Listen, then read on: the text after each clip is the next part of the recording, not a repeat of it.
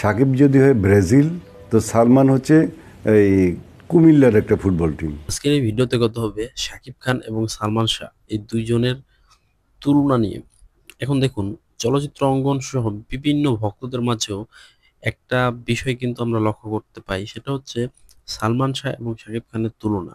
এই বিষয়টা কি তুলনা করা একদমই ঠিক নাকি ঠিক না? এখন একজন হচ্ছে সালমান শাহ, যিনি 90 দশকের স্টাইলিশ আইকনের মধ্যে অন্যতম।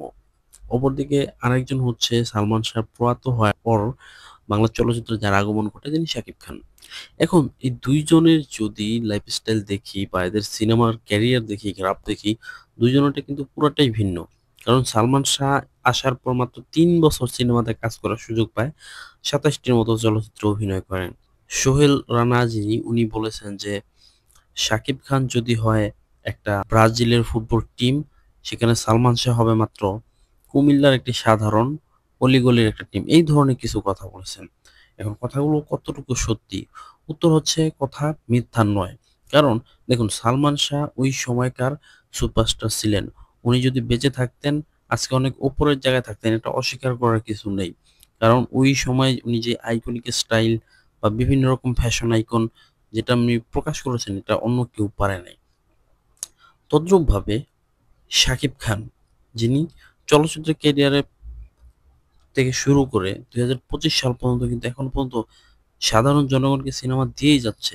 তাছাড়া তাকে অ্যাকশন, ফাইট, নাচ কোনো দিক দিয়ে আপনি কমতি রাখতে পারবেন না। অপরদিকে যদি দেখি, সালমান শাহকে রোমান্টিক সিনেমা ছাড়া অন্য কোনো সিনেমায় অভিনয় করতেই দেখা যায়নি।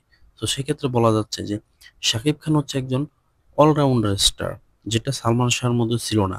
হ্যাঁ, তবে যদি উনি বেঁচে থাকতেন তাইলে হয়তো ফাইটিং সিনেমা করতে পারতেন বা অন্যান্য সিনেমা করতে পারতেন। কিন্তু উনার স্কেলটা কিন্তু ছিল একটা ধাঁচে, romantic cinema. So Shakib Khan অন্য লেভেলের অ্যাক্টর। সোহেল রানা যে কথাগুলো বলেছেন, ওনার কথা অবশ্যই যুক্তি আছে। সালমান শাহ বেঁচে থাকলে হয়তো সাকিবের আরো অনেক উপরেও থাকতে পারতো, সেটার হিসেব আলাদা। বাট উনি যেহেতু মরে গেছে, সাকিবের ধারে কাছেও উনি পৌঁছাতে পারেননি। কারণ সাকিব খান দীর্ঘ 20-25 বছরের কেরিয়ার টেনে আনছেন চলচ্চিত্র অঙ্গনে। সো এটাই হচ্ছে, সালমান শাহের সাথে কখনোই শাকিব খানের তুলনা হয় না। যার যার জায়গা থেকে সে বেস্ট। সালমান শাহর ভক্তরা হয়তো রাগ করতে পারেন, কিন্তু এটাই সত্যি যে সালমান শাহ কখনোই শাকিব খানের ধারে কাছেও পৌঁছাতে পারে নাই। সবাই ভালো থাকবেন, দেখা হচ্ছে পরবর্তী ভিডিওতে।